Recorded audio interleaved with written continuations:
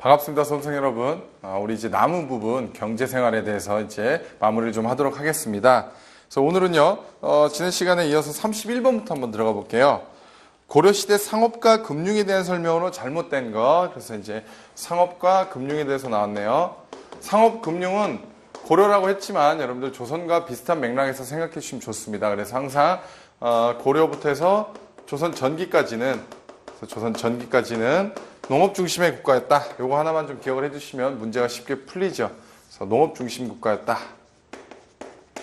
그러니까 농본 억상이다 이렇게 표현하죠. 농업을 이제 근본으로 하고 상공업을 억제하는 이런 형태를 그래서 농본 억상 정책이다. 뭐 이런 얘기를 합니다. 자, 한번 볼까요? 수도에는 시전 상업이 행해졌다.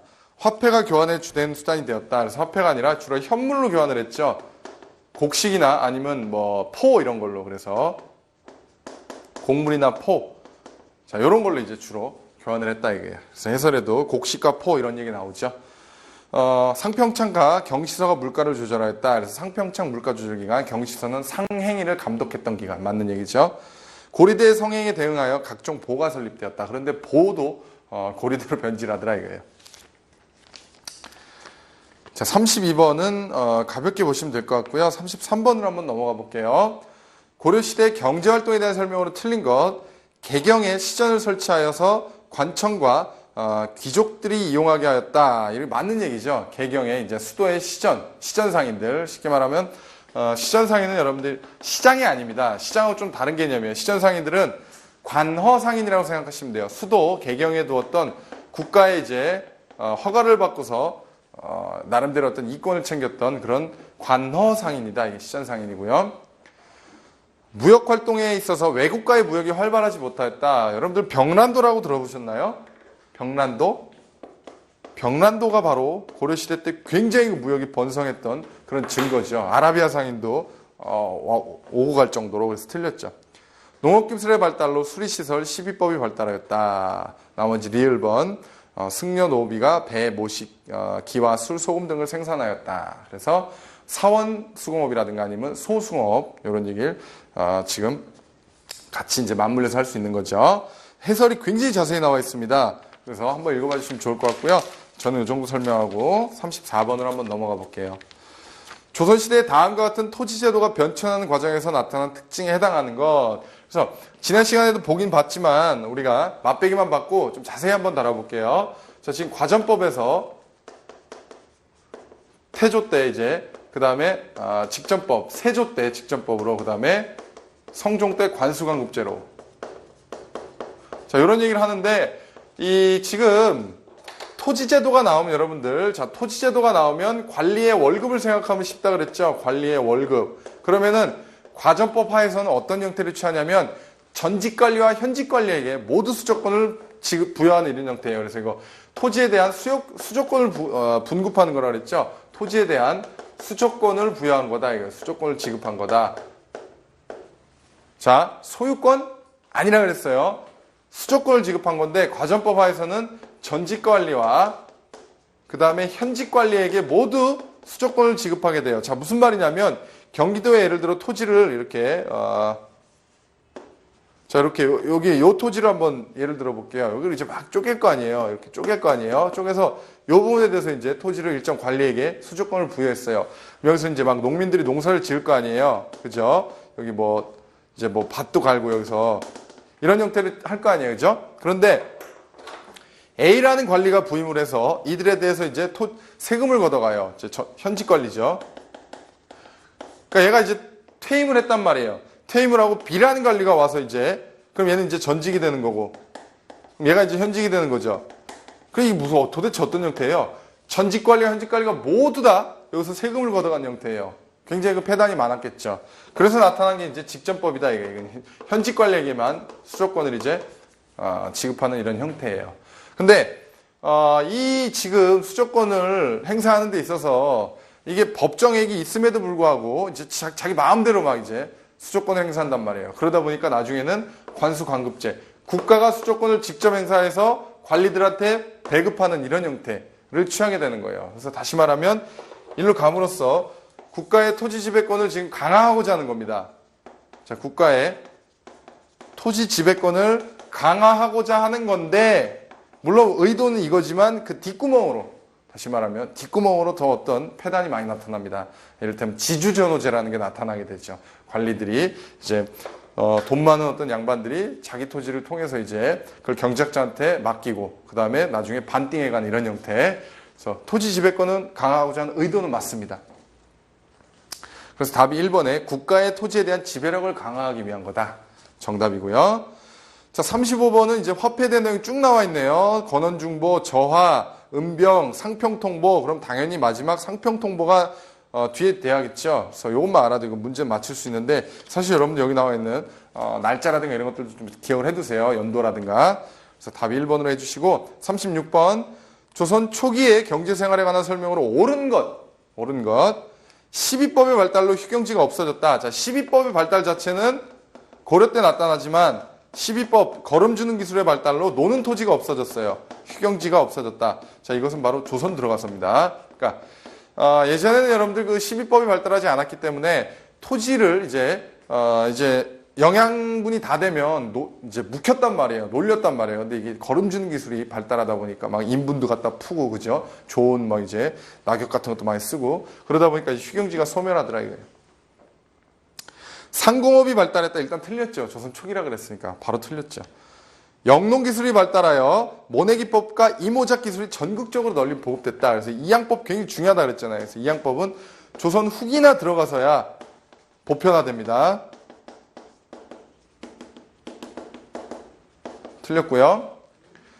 세조 때 직전법이 실시 이후 토지의 사유화 현상이 사라졌다. 자, 이거죠. 아까 지금 방금 설명드렸지만 국가의 토지 지배권은 강화하고자 했지만 결과적으로 토지의 사유화 현상이 막 나타나기 시작해요. 지주전호제 같은. 틀렸죠. 자, 37번. 다음에 설명된 내용과 관련이 없는 정책. 조선은 고려 말에 파탄된 국가재정과 민생 문제를 해결하고 재정 확충과 민생 안정을 위한 방안으로 농본주의 경치정책을 내세웠다. 자, 일단 지금 조선이 농본주의 경제정책을 내세웠다. 지금 여기까지 나와 있네요. 더 읽어볼까요? 특히 위민, 애민을 중요하게 여기는 왕도 정치 사상은 민생 안정은 가장 먼저 해결해야 할 과제였다. 다시 말하면 농본주의라 그랬으니까 이건 조선 전기라는 걸 알 수 있겠네요. 조선 전기. 새로운 농업기술 개발, 양전 사업, 토지개간 사업이죠. 토지조사 사업. 자, 토지개간 장려, 상공업 활동의 장려. 자, 상공업 활동의 장려는 이거하고 좀 모순이 되죠. 그렇잖아요. 지금 농본주의이기 때문에 상공업과는 모순이 됩니다. 특히 조선 전기의 어떤 성리학적인 명분론 이런 것들. 성리학적 명분론에 입각해서 이 상공업 같은 것들은 별로 좋아하지 않았습니다. 특히나 여러분들 상공업이 발달하게 된 건 조선 후기라 그랬죠. 그래서 이거하고 배치가 되는 겁니다. 그래서 3번만 틀렸어요.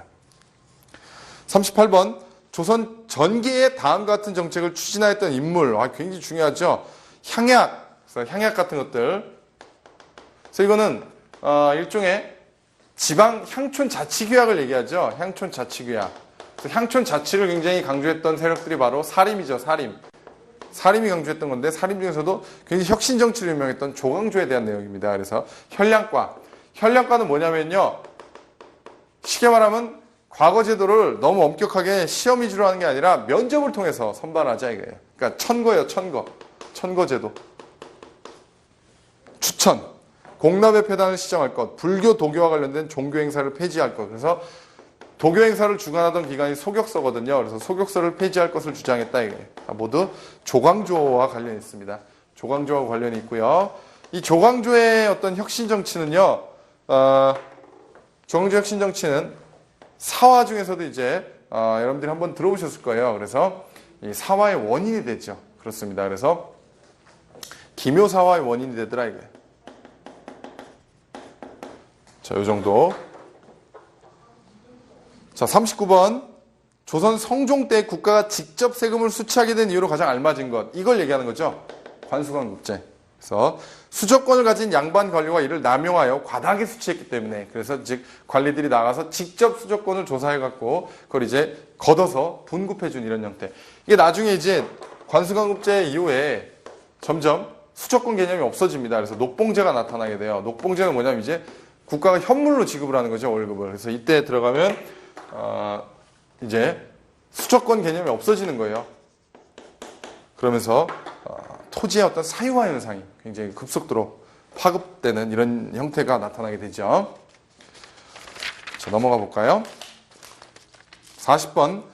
조선 전기의 수치제도로 옳지 않은 거. 그래서 조선 전기의 수치제도입니다. 이제 고려를 넘어서 맥락은 비슷합니다. 조선 전기의 수치제도.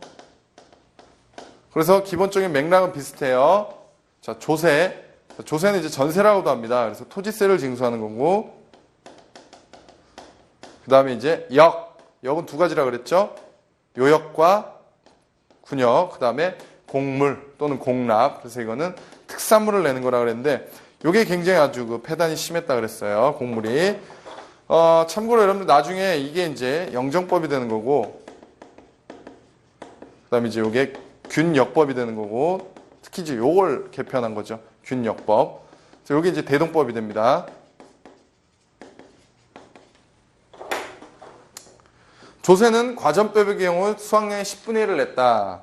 토지의 비옥도에 따라 토지를 6등급하였다. 그래서 이 토지세를 징수하는 기준이 두 가지입니다. 하나는 전분 6등법과 그 다음에 연분 9등법이 있어요. 굉장히 복잡하죠. 그래서 이거 세종대왕님이 만든 건데, 그래서 세종대왕님이 10,000원짜리 집회, 이제 50,000원짜리를 갈 수 있었는데, 제가 지어낸 겁니다. 어쨌든 이게 실패했어요. 자, 전분 6등법은 뭐냐면 토지의 비옥도에 따라 1에서 6등급으로 나눠서 세금을 징수하는 거예요. 이거는 그의 풍류에 따라 이제 9등급으로 나눠요. 굉장히 복잡하죠. 토지의 비옥도를 어떻게 나눌 건가요? 물론 지금처럼 어떤 이런 과학기술이 발전하던 시대에는 이걸 나눌 수 있겠지만, 그 다음에 풍류에 따라 9등급으로 나누는 것 자체가 엄밀하지가 못합니다. 그래서 이거 사실상 실패예요. 그래서 나중에 영정법이 되는 거예요.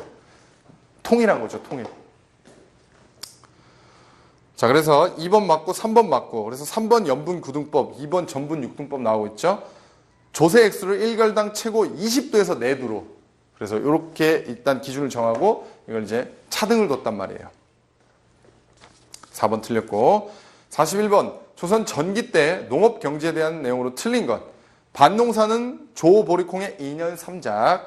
12법의 발달로 연작 가능. 목화 재배 확대. 자, 목화를 여러분들, 목화씨를 도입한 건 고려죠, 고려말. 근데 이제 목화 재배를 확대한 거, 목화를 확대한 건 조선 전기입니다. 요거를 기억을 해두세요. 말이 아다르고 어다르니까. 맞는 얘기. 모내기가 전국적으로 행해졌다. 자, 모내기는 여러분들 이양법이라 그랬죠? 그래서 이건 틀렸잖아요. 조선 후기 들어가야 됩니다. 땡. 자, 42번. 조선시대에 다음과 같은 시책을 실시한 근본적인 목적은, 그래서 첫 번째로 호패법이 나와 있고요. 호패법은 신분증명서라 그랬죠. 주민등록, 자, 신분증명서. 그 다음에 하나는 오가작통법이 나와 있네요. 오가작통법. 오가작통법은 뭐냐면요, 5가구를 1개 통으로 묶어서 통수를 임명해갖고 관리를 하는 거예요. 이거 왜 그러겠어요? 자, 신분증명서 언제 쓰이는 거예요? 배탈나 그래요, 갑자기. 도망가는 거 아니야? 내놔봐. 주소지가 다른데? 왜 거기를 왜 가는 거지? 자, 이건 뭐겠어요? 통수를 임명해갖고 뭔가 그 자기가 맞는 가구에 있어서 어디 도망가려고 하거나 갑자기 막 급하게 이삿짐을 싼다거나 그러면 사또한테 가서 일로 바치겠죠. 뭔가 수상쩍다고. 그래서 세금 안 내려고 도망가는 것 같다고. 자, 이건 뭐냐면 농민의 이탈을 방지하는 거예요. 자, 농민의 이탈과 유량, 막 이렇게 돌아다니는 거. 유량을 방지하는 거죠. 다시 말하면, 여기 지금 우리, 농민의 토지 이탈 통제라고 되어 있지만 같은 얘기입니다. 농민의 이탈과 유량을 방지한단 말이 결론은 농민을 통제하기 위한 거죠. 자, 같은 얘기예요, 맥락이. 그래서 정답이 4번이고요. 43번은 계속해서 수공업 얘기니까 여러분들 건너뛰고요. 44번으로 넘어가 볼게요.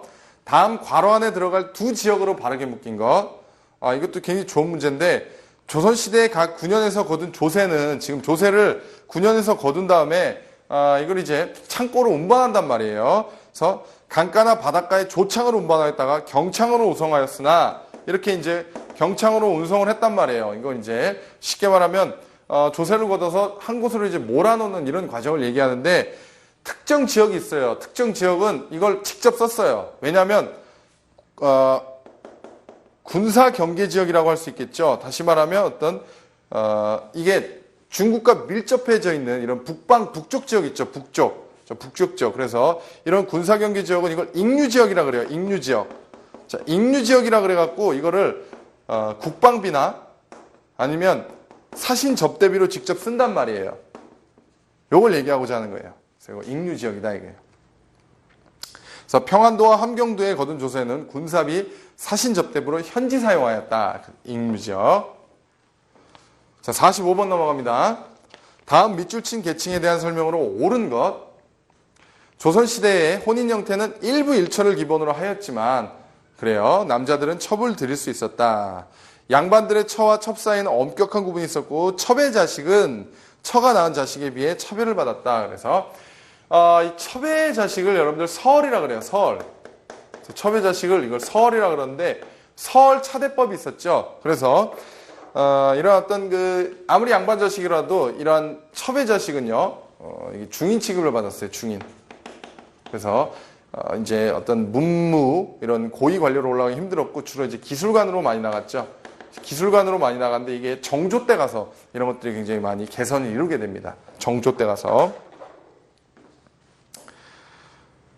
자, 계속해서 이제 한번 선택지를 한번 읽어보겠습니다. 법적으로 모든 관직에 나아갈 길이 금지되어 있었다. 틀렸죠? 이 뭐 관직에 나갈 수 있었다니까요. 재산으로 취급되어 매매 상속 징역 이건 노비죠. 노비. 천민.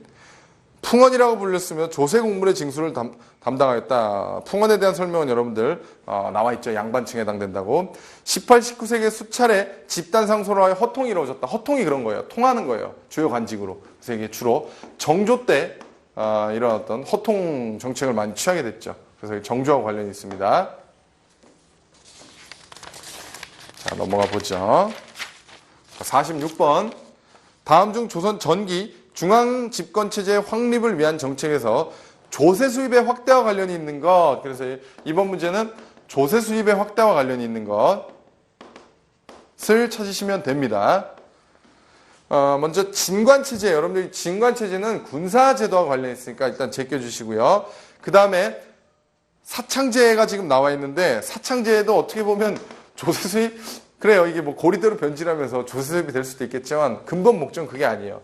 사창제는 여러분들 환곡과 비슷한 맥락이에요. 그래서 이게 뭐냐면 춘대춘합의 빈민구제다 이거예요. 그러니까 이건 빈민구제하고 더 관련이 있어요. 양전사업 그렇죠. 그 다음에 호적제도 강화 이런 것들은 호패제죠. 일종의 거기 나와 있는 것들. 그래서 양인에 부과되는 조용조의 세원 확보와 관계가 있다 이렇게 나와 있는데 조용조라는 게 바로 이제 조세, 용, 역, 그 다음에 거기서 말하는 곡물 세 가지를 얘기하는 겁니다. 47번 16세기에 이르러 농민의 부담을 가중시킨 것으로 다음과 가장 관계가 깊은 것. 여러분들 지금 잠깐 일로 들어가 볼까요? 이 얘기입니다. 지금 여기에 대해서 얘기를 할 거예요. 이제 자 보시면 이거예요. 자 이게 폐단이 굉장히 심했어요. 이 곡물이 각 지방의 어떤 특산물을 이제 납부하는 제도인데 특산물이라는 것 자체가 과학적으로 이제 어떤 지역에 몰래라고 정해지는 게 아니라 막 주먹구구식으로 할당을 한단 말이에요. 그럼 국가가 할당을 했으면 당연히 그 고을에서 그걸 걷어서 내야겠죠. 예를 들어서 강원도 산간지방에다가 해산물을 할당했다고 해봐요. 그걸 내야겠죠. 그럼 어떻게 하겠어요? 자기네 지역에서는 해산물이 나질 않는데 중간에 대납업자가 나타나게 되는 거예요. 그래서 이게 방납의 폐단이 나타나요. 납부를 중간에서 이제 일종의 방해하는 거죠. 물건값의 100배를 요구하면서 그렇지 않으면은 이건 못 낸다 이런 식으로. 방납의 폐단이 굉장히 심각했어요. 그러니까 물건값에 심지어는 100배를 요구하게 됐다. 이 방납의 폐단이 심각하다 보니까 이제 이게 국가적인 문제로 부각이 되게 돼요. 그래서 나타난 게 뭐예요? 이런 거 없애버리자. 그냥 쌀로 통일하면 어떠냐? 그게 바로 대동법이죠. 지금 이 얘기를 하는 겁니다. 그래서 인징, 족징 등에 행해졌다. 인징은 뭐예요? 이게 지금 특산물을 내지 않으니까 이웃한테 물리거나 족징, 가족한테 물리거나 이런 형태로 굉장히 심각했어요. 이의와 유성룡은 수미법, 그러니까 쌀로 내는 걸 주장했단 말이에요. 근데 이게 이때는 받아들여지지 않습니다. 거의 막 처음에 주장이 나타나고도 한 100년 가까이 있다가 이 지금 대동법이 시행됩니다. 그만큼 중간에서 이제 이권이 많았다는 거겠죠. 그래요. 그래서 정답이 바로 박납의 폐단. 그래서 이게 나중에 이제 대동법이 되는 거겠죠. 자, 48번. 과전법에 의해 지급되는 토지에 대한 설명으로 잘못된 것. 공전, 사전에 대한 설명을 좀 드릴게요, 여러분들. 자, 공전이란 게 있고 이제 사전이란 게 있는데 공전과 사전을 나누는 기준은 소유권에 있는 게 아닙니다. 자, 이해되세요, 여러분들? 소유권이 국가에 있는 게 공전이고 개인에게 소유권이 있는 게 사전이다. 이게 아니에요. 자, 수저권이에요, 수저권. 자, 수저권을 국가가 행사하면 이게 공전이고, 자, 수저권을 위탁하면, 자, 수저권을 개인이 행사하면 이게 사전이다, 이거예요. 다시 말하면, 여러분들 그 과전법 하에서 지급되는 이 과전은요, 자, 과전법 하에서 지급됐던 이 과전은요, 관리들이 수저권을 행사하는 거라 그랬죠. 관리가 이제 수저권을 행사하는 거다, 이런 얘기를 했어요. 그래서 이건 다시 말하면 사전이죠, 사전. 근데 사전이라 그래서 이게 소유권이 얘네한테 있는 거다. 이게 아니에요. 수조권이 얘네한테 있었다, 이거예요. 그래서 과전, 공전에 속하는 대표적 토지다. 틀렸죠. 그래서 나머지 공신전, 공회전, 수신전 이런 토지 제도 그리고 토지의 명칭은 여러분들 다 기억을 하셔야 합니다. 그래서 48번, 1번이 틀렸고요. 49번 한번 보도록 할게요. 자, 조선 초기에 관청 수요품을 조달했던 일반적 방법이 나와 있네요. 자, 이건 답을 가볍게 체크하시고요. 수공업은요, 다시 한번 강조드리지만, 자, 조선 전기에는 주로 이제 관청 수공업이 중심이었고, 자, 국가가 중심이 돼서 운영했다 그래서 관영 수공업이다 이렇게 표현하고요. 조선 후기로 넘어가면서 이제 후기에 민간 수공업이 나타나게 되고요. 자, 그 다음에 또 특징적인 게 뭐가 있냐면, 그런 게 있어요, 여러분들. 선대제 수공업이라고 이런 것들이 있어요. 선대제 수공업. 미리 이제 미리 이제 물건값이나 미리 재료를 이제 주고 그걸로 만들어 와라 이런 거죠. 그 다음에 독립수공업자들이 막 활동을 하게 되고 이제 후기의 형태가 이렇게 나타납니다. 납포장이라든가 이런 것들. 자, 그런 얘기. 어쨌든 답은 2번이고요. 이렇게 같이 정리를 해주세요. 자, 50번. 조선의 조세제도에 대한 설명으로 잘못된 것. 요역은 1년 중 6일 동안 노동에 종사해야 하는 정남의 남자의 의무였다. 그래서 역은 여러분들 크게 두 개라 그랬죠. 그래서 군역과 요역이 있다 그랬죠. 그래서 요역은 이제 노동력을 제공하는 이런 형태가 되겠네요. 맞는 얘기입니다. 조세는 모두 현물로 납부하였다. 이런 얘기가 나오고요. 조선의 조세제도 현물이죠. 아직까지는 그래요. 그래서 나중에 이제 조선 후기로 넘어가면서 상품 화폐 경제가 발달하게 되면서 대동법이 실시되고 그러면서 조세 급납화 현상이 나타나긴 하지만 그 전까지는 현물로 납부했습니다. 익류지역 아까 우리 공부했었잖아요. 익류지역은 지금 평안도하고 전라도라고 되어 있는데 평안도하고 함경도라고 그랬죠. 국경지대에 인접해 있는 이런 지역. 군사경계지역. 자, 51번. 조선 전기의 경제정책과 경제활동에 대한 설명으로 옳지 않은 것. 조선 전기입니다. 과전법에서 과전은 관리들에게 해당 토지의 소유권을 지급한 것이다. 절대 아니라 그랬죠. 소유권이 아닙니다, 여러분들. 수저권이에요, 수저권. 근데 이거 자꾸 강조해도 틀리는 학생들이 많이 있어요. 자, 나머지 3번 한번 볼까요? 16세기에 이르러 수치제도의 폐단과 지주전호제의 발달로 인해 몰락하는 농민이 증가했다. 그래서 지주전호제 아까 잠깐 설명드렸었는데 지주전호제가 이제 이런 형태예요. 국가의 토지 지배력이 상실해가는, 다시 말하면 토지의 사유화 현상이 나타나는 거죠. 자, 토지의 사유화 현상으로 이렇게 생각하시면 됩니다, 여러분들. 이게 이제 임대차 있죠, 토지 임대차. 토지 임대차라고 생각하시면 돼요. 그래서 지주가 이제 양반이 되고요. 전호가 이제 경작자가 되는 거예요. 소작인들. 경작자가 돼서 이들한테 이제 토지를 임대차해주고 나중에 막 병작 반수를 하게 되는 거죠. 병작 반수. 50%를 먹는 이런 형태에서 병작 반수. 자, 이게 이제 굉장히 그 폐단이 심했죠. 자, 그 정도 보시고요. 넘어가도록 할게요. 자, 52번. 여기 좀 지우고 여러분들 좀 진행을 하겠습니다. 이게 참 기본 어떤 그 요약 강의를 하지 않았기 때문에 좀 자세한 설명이 필요하기 때문에 좀 칠판 좀 지우겠습니다. 자, 이렇게 보시고요. 조선 후기 농업이네요. 후기니까 이양법과 견종법이 보급되었다. 맞는 얘기죠. 조선 전기라 그랬으면 틀렸는데 맞는 얘기입니다. 상품 작물의 재배가 활발했다. 그래요. 그래서 조선 전기에는 여러분들 일단 주로 다 농업이었기 때문에 쉽게 말하면 농업은 여러분들 자급자족인 거죠. 상공업이 발달해도 자급자족인 건데 후기에 들어가면 이제 팔기 위한 어떤 상품 작물을 재배하더라 이거예요. 자급자족을 좀 뛰어넘어서 팔기 위한 그래서 상품 작물 재배가 나타나게 되고요. 2년 3장에 농법이 새로 보급되었다. 그래서 이거는 이미 2년 3장에 여러분들 우리가 고려 때 나타났다 봤었잖아요. 노동력 부족으로 수리시설이 감소한 게 아니라 이양법이 지금 조선 후기에 나타나잖아요. 이양법이라는 것 자체가 수리시설의 확충과 관련이 돼 있죠. 그러니까 이제 오히려 모순이죠. 자, 이거는 수리시설을 확충하는 이런 걸 나타냅니다. 자, 이 정도. 고구마, 감자 같은 구황작물이 재배되었다. 구황. 그래서 빈곤 내지 어떤 가난, 이런 굶주림으로부터 탈피하기 위한 구황작물. 나무 껍데기라든가 뭐 이런 거. 많은 토지를 경작하는 광작이 성행하였다. 그래요. 그래서 이양법이 굉장히 나타나면서 많은 사회 변화가 나타나는데 광작은 굉장히 대규모로 하는 거예요. 그러다 보니까 농민이 분화되죠. 농민이 분화가 되면서 분홍이 출현하게 돼요. 분홍이 출현하게 되고요. 분홍들이 양반의 신분을 매입하게 됩니다. 양반이 되기도 해요. 양반으로 상승을 해요. 지위 상승을 하게 돼요. 그래서 조선 후기 들어가면 개나 소나 다 양반이에요. 조선 후기 들어가면 임진왜란을 거친 이후부터는 양반 수가 증가해요. 양반 수가 증가하고 노비의 수가 감소합니다. 어쨌든 맞는 건 지금 기역, 니은, 미음, 비읍. 자, 이렇게 되겠네요. 53번. 다음 중 조선 후기 경제 현상을 바르게 설명한 것만으로 짝지어 놓은 것. 광작의 유행으로 분홍이 성장할 수 있게 되었다.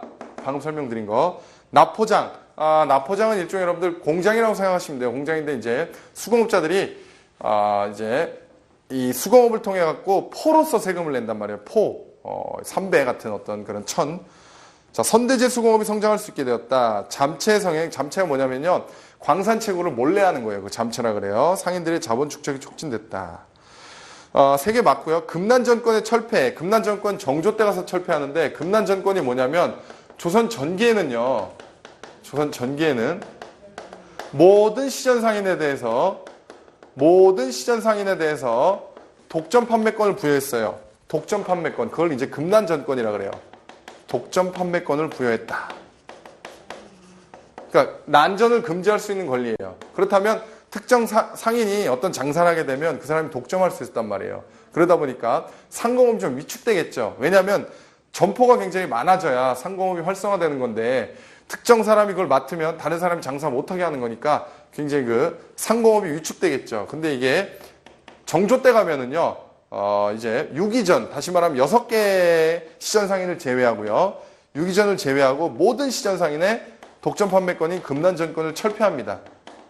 그래서 이것을 신의 통공이라 그래요. 통공정책 또는 신의 통공이다. 이렇게 표현해요. 통공정책 또는 신의 통공. 정조 때 참 유의미한 이런 어떤 정책들이 많이 나오죠. 신의 통공. 됐죠? 그래서 금난 정권의 철폐는 오히려 이런 어떤 상공업을 활성화시키게 됩니다. 그래서 좀 말이 안 맞죠.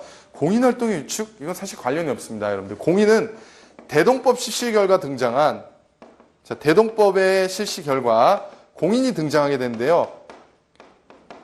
공인이 등장하게 되면서 이 사람, 얘가 뭘 했냐면 관수품을 조달하는 이런 역할을 한단 말이에요. 관수품을 조달하는 유통업자인데 공인의 등장함에 따라 굉장히 많은 영향력이 나타나게 됩니다. 대표적으로 상품 화폐 경제가 발달하게 되는 것도 이 공인의 등장과 맥락을 같이 해요. 상품 화폐 경제의 발달도 공인의 등장과 맥락을 같이 한다. 그 다음에 이제 이 공인은요, 나중에 나오지만 독점적 이제 상인인 도구로 성장하게 돼요. 굉장히 그 부를 많이 축적하는 거죠. 자, 여러분들 54번 문제 아주 중요하면서도 좀 여러분들 어려운 문제인데 정리를 좀 하겠습니다. 다음에 해당하는 조선의 상인, 운성업, 한강을 근거지로 하고 선박건조 생산했다. 그래서 대한통운 같은 뭐 택배 역할도 하고요. 그 다음에 선상 활동을 했어요. 그래서 여기 나와 있는 경강상인입니다. 그래서 경강상인. 선상, 주로 선상 활동을 했고요. 그 다음에 그 나와 있는 보부상이 나와 있죠. 보부상은 여러분들 보찜 장사, 등찜 장사. 그래서 그걸 이제 합쳐서 보부상이라 그러는데 얘들은 쉽게 말하면 보따리 장사꾼들이에요. 그래서 지방 장시를 연결하는 역할을 합니다. 지방 시장들을 연결을 해요. 그 다음에 또 만상이 나와 있네요. 만상. 주로 의주에서 활동했다 그래서 만상을 의주상인이라 그러고요. 이들은 주로 청나라하고 무역을 했습니다. 대청 무역을 했다. 그 다음에 송상이 나오죠. 그래요. 송상. 송상은 주로 이제 인삼을 주로 많이 재배했는데요. 전국에 이제 송방이라는 거점을 설치해 놓고 전국에 나중에 이제 막대한 부를 축적하게 되는 이런 주체가 됩니다. 그래요. 자, 55번. 다음 중 실학자들의 주장 내용이 잘못 연결된 것. 실학 굉장히 중요한 거죠. 그래서 어떤 이호우생이라든가 경세청이라든가 그래서 현실 생활에 활용 가능한 그래서 실용적인 학문을 추구하는 거죠. 성리학을 비판하는 겁니다. 성리학의 어떤 탁상 공론적인 이런 것들 쉽게 말하면 양반네들의 어떤 시부리는 이런 인간의 어떤 심성과 우주의 원리 이거 먹고 사는데 전혀 도움 안 된다 이런 거죠. 성리학을 비판하더라 이게. 그래서 실학자 박지원 양반전을 저술했다. 유득공 여러분들 발해고로 유명하죠. 발해고. 언젠가 한번 본 적이 있을 겁니다. 그 다음에 금석과한로 김정희가 지은 것이다. 이런 얘기 나오죠. 북한 선비가 진흥학 순수비임을 밝혔다. 나중에 혹시라도 한국사 능력 검정 시험 같은 그런 좀 고난이도의 사료를 분석하는 그런 시험을 보시게 되면 이걸 보게 됩니다. 유형원, 정약용 다 맞는 얘기고요. 56번 들어갑니다. 이건 여러분들 그냥 한번 읽어보시면 될 것 같은데 다음에서 설명하는 제도가 시행되었던 왕대의 상황에 대한 설명을 옳은 것. 요거 일단은 1년에 백성이 부담하는 군포 2필을 1필로 줄이는 것이었다. 이게 바로 균역법입니다. 여러분들 균역법. 균역법을 지금 영조 때 지금 시행을 하게 됐는데 영조와 관련된 얘기를 물어보는 거예요. 그러니까 이거 모르시는 분들 많을 건데 청계천을 준설해서 도시를 재정비한 것 영조 때. 그 다음에 이제 수원 화성은 정조 때. 이런 얘기. 필기할 게 상당히 많네요. 자, 이제 몇 문제 안 남았는데 여러분들 저쪽으로 가서 이번엔 저쪽 칠판을 좀 정리하고 필기를 좀 하도록 하겠습니다. 자, 이쪽으로 좀 가서 나머지 문제를 풀어볼게요.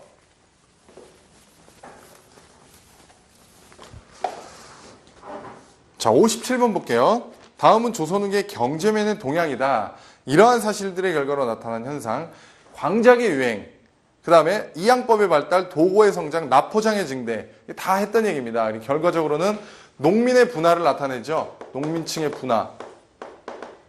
이해되시나요? 설명드린 겁니다. 그래서 분홍이 출현하게 되고 분홍이 양반으로 성장을 하게 되고 뭐 이런 얘기. 그래서 계층 분화의 촉진. 자, 이걸 답으로 하시면 되겠네요. 자, 58번. 다음 사실에서 공통적인 내용으로 알맞은 것. 대동법 실시. 굉장히 중요하죠. 자, 대동법이 실시됨에 따라 자, 이게 뭐 아까 잠깐 설명을 드렸지만 공인이 성장하게 되고 그죠? 그 다음에 상품 화폐 경제가 발달하게 되고 뭐 이런 것들. 그 다음에 마찬가지로 이 대동법이 실시함에 따라 광작이 유행하고 이런 것들 다 맥락이 같습니다. 같은 맥락이에요. 독립수공업 등장, 납포장과 관련 있고 공인의 발달 이런 것들은 나중에 조선 후기 들어가면 여러분들 70%가 양반입니다. 그래서 양반 수가 굉장히 증가하죠. 그 다음에 노비수는 감소하게 되고 자, 요거 그래서 정답이 2번이고요. 자, 59번. 다음 결과를 가져온 조선 후기 경제상의 개혁. 유통경제가 발달했다. 가중했던 농민들의 공납 부담이 감소했다. 공납을 개편한 게 아까 뭐라 그랬나요? 자, 공납에서 방납의 폐단이 나타나다 보니까 나중에 이게 대동법으로 개편된다 그랬죠? 지금 그 얘기를 하는 겁니다. 대동법. 그래서 정답은 대동법.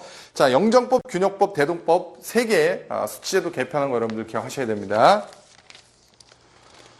자, 오늘의 마지막 문제입니다. 다음 글이 보여주는 시기에 일어난 경제적 상황과 가장 관계가 없는 것. 그래서 문제 아주 좋은 문제인데 배에 물건을 싣고 오가면서 장사하는 장사꾼은 이득을 얻는다. 무슨 영상포, 법성포, 사진포, 사탄 등은 비록 작은 강이나 뭐 이런 얘기가 나오죠. 그래서 지금 여기서 나온 건 포구를 얘기합니다, 여러분들.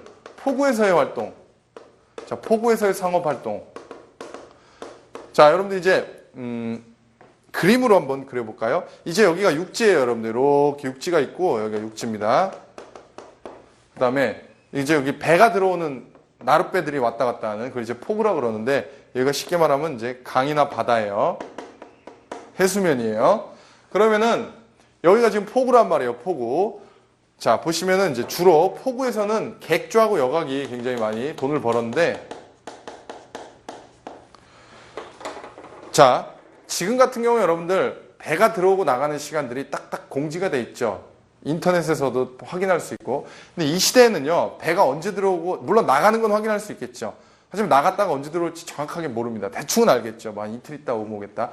배가 이렇게 들어오면서 많은 이제 물건들을 실어온단 말이에요. 좋은 물건들을. 그러면은 여기서 이제 쉽게 말하면 이 물건을 사기 위해서 사람들이 막 여기서 하루 종일 기다릴 수는 없겠죠. 며칠씩 기다릴 수 없겠죠. 그러니까 여기에 있던 객주라든가 여객 같은 이런 숙박시설, 그 다음에 여관, 같은 얘기죠. 그 다음에 금융, 대출도 해준단 말이에요. 그 다음에 운송도 해줘요. 택배 업무. 그 다음에 위탁 매매, 이런 것도 한단 말이에요. 뭐 들어오면 물건 좀 미리 사두라고. 그럼 내가 그거 사겠다고. 이런 것들이 발달하게 돼요. 이게 바로 포구에서의 상업활동으로 특히 객주 여각이 돈을 많이 벌게 됩니다. 전국적으로 장시는 1,000여 개소였고 보통 5일마다 열렸다. 시전상인의 금난 정권이 더욱 강화됐다. 이게 틀렸다 그랬죠. 일단 시전상인의 금난 정권 철폐됐다 그랬고 답은 나왔습니다. 경강상인의 활동으로 한강유역에는 나루터가 많이 늘어났다. 자, 덕대가 노동자를 고용하여 대규모 광산을 개발하였다. 자, 이런 것들은 다 조선 후기에 나타났던 이런 맥락과 같은 이제 상황이고요. 이번만 좀 설명이 틀렸습니다. 그래서 여기까지 해서 여러분들 우리 또 경제생활 마치고요. 다음 시간에 또 새로운 테마로 만나 뵙도록 할게요. 수고 많으셨습니다.